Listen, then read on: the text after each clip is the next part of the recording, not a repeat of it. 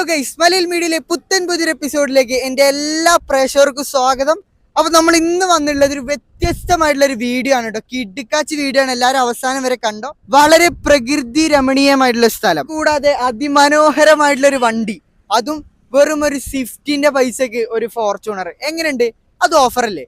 സത്യം പറഞ്ഞാൽ ഞാനൊരു റീൽ എടുക്കാൻ വേണ്ടിയിട്ടാണ് ഇവിടെ വന്നത്.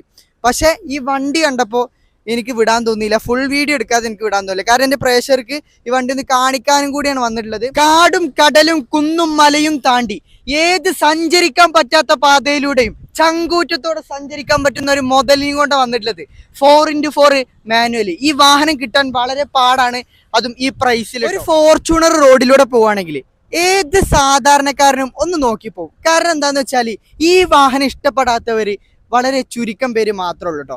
പിന്നെ ഈ വാഹനത്തിന്റെ ബ്രാൻഡ് വാല്യൂ, ടയോട്ട എന്നുള്ള ബ്രാൻഡ് വാല്യൂവിൽ വരുന്ന വാഹനമാണ്. ഇതിന്റെ പ്രത്യേകത എന്താണെന്ന് വെച്ചാൽ എത്ര കിലോമീറ്റർ സഞ്ചരിച്ചാലും അനങ്ങാത്തൊരു എഞ്ചിനാണ് കേട്ടോ. കറക്റ്റ് പ്രോപ്പർ ഹിസ്റ്ററിയിൽ ഓയിലും കാര്യങ്ങളൊക്കെ ചേഞ്ച് ചെയ്ത് സർവീസ് കറക്റ്റ് പോകുന്ന വാഹനമാണെങ്കിൽ എത്ര കിലോമീറ്റർ വേണമെങ്കിലും ടയോട്ടയുടെ ഏത് വണ്ടി ഓടും. ഇപ്പോൾ എത്തിയോസ് ആയിക്കോട്ടെ, ഇന്നോവ ആയിക്കോട്ടെ, ഫോർച്യൂണർ ആയിക്കോട്ടെ, ഏത് വാഹനമായാലും കറക്റ്റ് പ്രോപ്പർ സർവീസ് ഉണ്ടെങ്കിൽ നോ പ്രോബ്ലം ആണ് കേട്ടോ. ഇന്നലെ രാത്രി എനിക്ക് കൊല്ലത്തുനിന്ന് ഒരു കോള് വന്നു.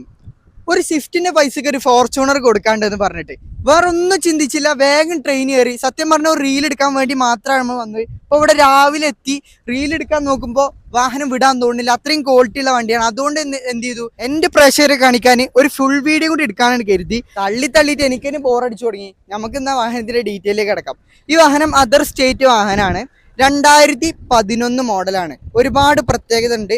കാരണം എന്താണെന്ന് വെച്ചാൽ 4 വീല് മാനുവൽ ആണ് വരുന്നത്. അപ്പോൾ നിങ്ങൾക്ക് വേണ്ടത്ര മൈലേജ് കിട്ടും. ഏകദേശം ഇന്നോവൊക്കെ 10-12 ആണെങ്കിൽ ഈ വാഹനത്തിന് 13 കിലോമീറ്റർ ആണ് ഇപ്പോൾ പ്രോപ്പർ കസ്റ്റമറിന് കിട്ടിക്കൊണ്ടിരിക്കുന്നത് കേട്ടോ. അധികം ഓവറാക്കി കൊളമാക്കാതെ നിങ്ങൾക്ക് വേണ്ട അത്യാവശ്യമുള്ള എക്സ്ട്രാ ഫിറ്റിങ്സുകൾ വണ്ടി ആഡ് ചെയ്തിട്ടുണ്ട് കേട്ടോ.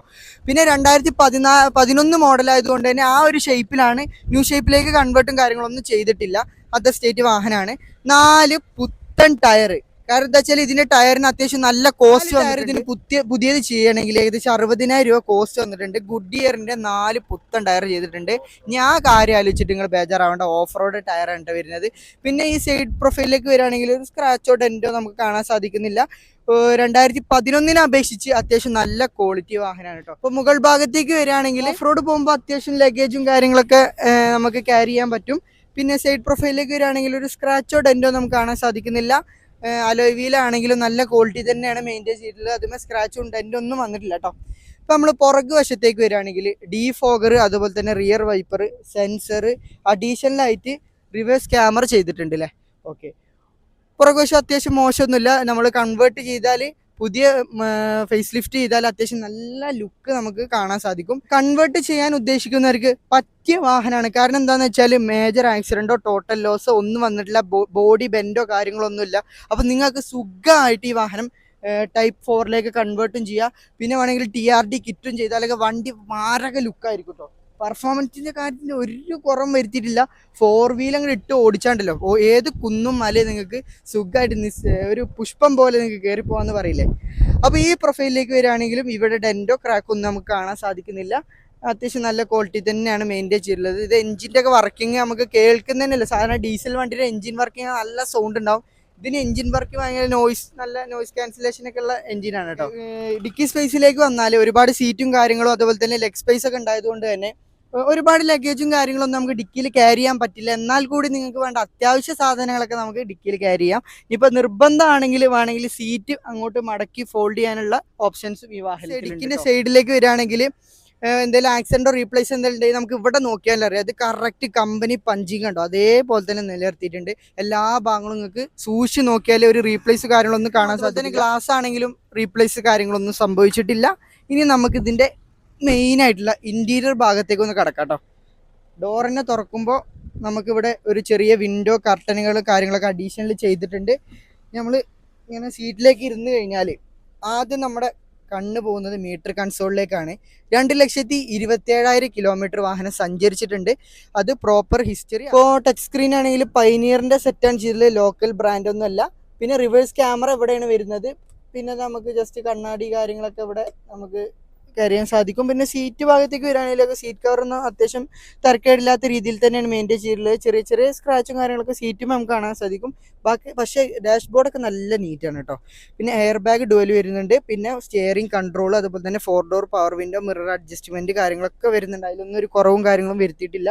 ഇനി നമുക്ക് എന്ത് ചെയ്യാം, പുറകുവശത്തിലേക്ക് കിടക്കാം കേട്ടോ. അന്ന് നമുക്ക് നേരെ പുറകുവശത്തേക്ക് കയറാം. പിന്നെ ഡോറും കാര്യങ്ങളൊന്നും അറിയില്ല, കറക്റ്റ് പേസ്റ്റിംഗ് ആണ്. അതുപോലെ തന്നെ ഗ്ലാസ് ആണെങ്കിൽ 2011 എന്നുള്ള എംബ്ലം കാര്യങ്ങളൊക്കെ വരുന്നുണ്ട്. ഫസ്റ്റ് തന്നെ നമുക്ക് ഇവിടെയും ഒരു വിൻഡോ കർട്ടൻ, അതുപോലെ തന്നെ പവർ വിൻഡോ, ഇവിടെയൊക്കെ വുഡൻ ഫിനിഷുകളും കാര്യങ്ങളും കാണാൻ സാധിക്കും. ഇതൊന്നും അത്യാവശ്യം നല്ല ക്വാളിറ്റി തന്നെ മെയിൻറ്റെയിൻ ചെയ്തിട്ടുണ്ട്. നമുക്ക് ജസ്റ്റ് ഇരുന്ന് നോക്കാം. അത്യാവശ്യം നല്ല ലെഗ് സ്പേസ് ഒക്കെ വരുന്നുണ്ട്. അത് തന്നെ ഹെഡ് റൂമും കാര്യങ്ങളും അത്യാവശ്യം വരുന്നുണ്ട്. പിന്നെ നമുക്കൊരു ഫോർച്യൂണർ എന്നുള്ള ഒരു ബാഡ്ജിങ് ഇവിടെ കാണാൻ സാധിക്കുന്നുണ്ട്. പിന്നെ റൂഫ് എ സി കാര്യങ്ങളൊക്കെ നല്ല കൂളിംഗ് ഉണ്ട് കേട്ടോ. പിന്നെ ഇവിടെ തന്നെ നമുക്ക് എ സിയും കാര്യങ്ങളൊക്കെ കൺട്രോൾ. സാധാരണ രജിസ്റ്റേർഡ് വാഹനമൊക്കെ കാണുന്ന സമയത്ത് സീറ്റും ആയാലും വണ്ടി ആയാലും ആകെ മുഷ്ടിലും കാര്യങ്ങളൊക്കെ സംഭവിച്ചിട്ടുണ്ടാകും. പക്ഷേ ഈ വാഹനത്തിന്റെ കേസിൽ അത് വന്നിട്ടില്ല കേട്ടോ. സീറ്റൊക്കെ നോക്കുകയാണെങ്കിൽ നല്ല രീതിയിൽ തന്നെയാണ് കസ്റ്റമർ മെയിൻറ്റെയിൻ ചെയ്തിട്ടുള്ളത്. ഹാൻഡ് റെസ്റ്റ് ഒക്കെ നോക്കുകയാണെങ്കിൽ കണ്ടോ, നമുക്ക് കൈയൊക്കെ വെച്ച് സീറ്റ് വേണമെങ്കിൽ ഫോൾഡ് ചെയ്യാനുള്ള അവസരം ഉണ്ട്. ഇങ്ങനെ ഉണ്ടോ, ഫോൾഡ് ചെയ്തതാ ഇങ്ങനെ യാത്ര ചെയ്യും. എ സി ഒക്കെ നല്ല നേരെ ഫേസ് ടു ഫേസ് ആണ്. പിന്നെ നമുക്ക് പുറകുവശത്ത് ഫ്രണ്ട് സീറ്റിന്റെ പുറകുവശം നോക്കുകയാണെങ്കിൽ ഒരു മുഷ്ടിലോ ഒന്നും സംഭവിച്ചിട്ടില്ല. ഹാൻഡ് റെസ്റ്റ് ആയാലും നല്ല ക്വാളിറ്റിൻ്റെ. അവിടെ നമുക്കൊരു ചെറിയൊരു സ്റ്റോറേജ് സ്പേസ് കാണാൻ സാധിക്കും.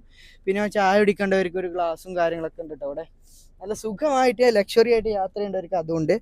പിന്നെ ബാക്ക് വശം നോക്കുകയാണെങ്കിൽ നമ്മൾ ലഗേജും കാര്യങ്ങളൊക്കെ ബാക്കിലുണ്ട്.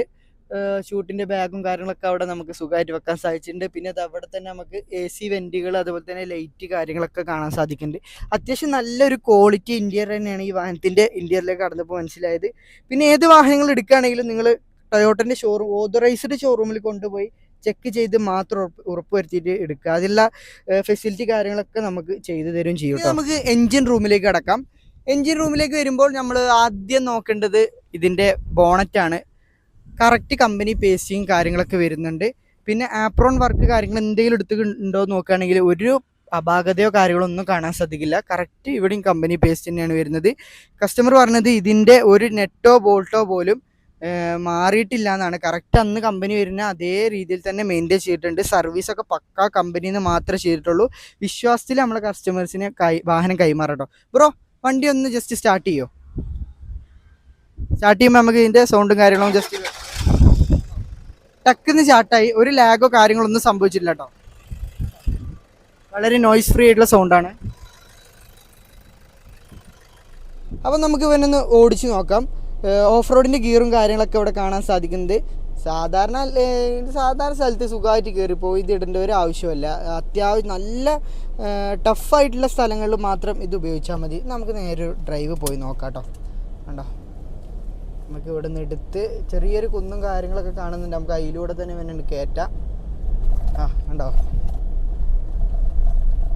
ഒരൊച്ചപ്പാടോ കാര്യങ്ങളൊന്നും കേൾക്കാൻ സാധിക്കുന്നില്ല. ഏത് കുന്ന് കയറ്റാം? ഈ കുന്ന് കയറ്റണോ?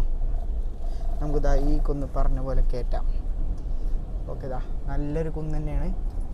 കയറുമെന്ന് ചോദിച്ചാൽ ഒറ്റ ഉത്തരേ ഉള്ളൂ, കയറും. കണ്ടോ? അപ്പോൾ പവറിൻ്റെ കാര്യത്തിൽ ഒരു കുറവും വരുന്നില്ല. അത്യാവശ്യം നല്ല പവർഫുൾ ആയിട്ടുള്ളൊരു വാഹനമാണ്. കണ്ടോ, അത്യാവശ്യം നല്ല സ്റ്റെബിലിറ്റിയും കാര്യങ്ങളൊക്കെ വരുന്നുണ്ട്. ഒരു ചെറിയൊരു വാഹനം കൊണ്ടെടുക്കുന്ന പോലെ. ഇപ്പോൾ പുറമേ നോക്കുകയാണെങ്കിൽ വലിയൊരു ആന വരുന്നൊരു ഫീലായിരിക്കും. പക്ഷേ നമുക്ക് ഓടിക്കുമ്പോൾ അത്യാവശ്യം നല്ല വിസിബിളായിട്ട് എല്ലാ ഭാഗവും കാണാൻ സാധിക്കുന്നുണ്ട്. ഇനി നമുക്ക് ജസ്റ്റ് കണ്ടോ, ബ്രേക്ക് നോക്കുകയാണെങ്കിൽ നല്ല ബ്രേക്കും കാര്യങ്ങളൊക്കെ. ഇത് ഓഫ് റോഡും കണ്ടോ, സുഖമായിട്ട് പോകും. നമുക്ക് ഇവിടെ ജസ്റ്റ് വണ്ടി തിരിക്കാം. പിന്നെ അത്യാവശ്യം നല്ല വളക്കാനും തിരിക്കാനൊക്കെ സിമ്പിളായിട്ടുള്ള വാഹനമാണ്. നമുക്കൊരു ചെറിയ വാഹനം കൊണ്ടടക്കുന്ന ഒരു ഫീലിൽ നമുക്ക് കൊണ്ടടക്കാം. പിന്നെ ഫോർച്യൂണറെ കുറിച്ച് അധികം പറയേണ്ട ആവശ്യമൊന്നും ഇല്ലല്ലോ, എല്ലാവർക്കും അറിയുന്നൊരു സുപരിചിതമായൊരു വാഹനമാണ്. കണ്ടോ, അത്യാവശ്യം ചെറിയൊരു ഓഫ് റോഡിലൂടെയാണ് നമ്മൾ സഞ്ചരിച്ചുകൊണ്ടിരിക്കുന്നത്. എന്തായാലും ഒരു ഗട്ടറിലൊക്കെ ചാടുമ്പോൾ തന്നെ ഒരു ഫീലോ കാര്യങ്ങളൊന്നും നമുക്ക് ഉള്ളിലോട്ട് ജസ്റ്റ് കാലും എടുത്ത് നോക്കാം. ഇപ്പോഴും കണ്ടോ, 2011 ഇറങ്ങിയ വണ്ടി ഇപ്പോഴും എന്താ പെർഫോമൻസ്. കട പിടിക്കാൻ സാധിക്കുമോ ഏതെങ്കിലും വണ്ടിക്ക്? 2011 മോഡലാണ് വാഹനം വരുന്നത്. സെക്കൻഡ് ഓണറാണ്. ആസ്കിംഗ് പ്രൈസ് 9,40,000 രൂപയാണ്. അപ്പോൾ വേണ്ടവർ എത്രയും പെട്ടെന്ന് കോൺടാക്ട് ചെയ്തോ. ഈ വാഹനമൊന്നും അധിക കാലം നിൽക്കൂല കേട്ടോ.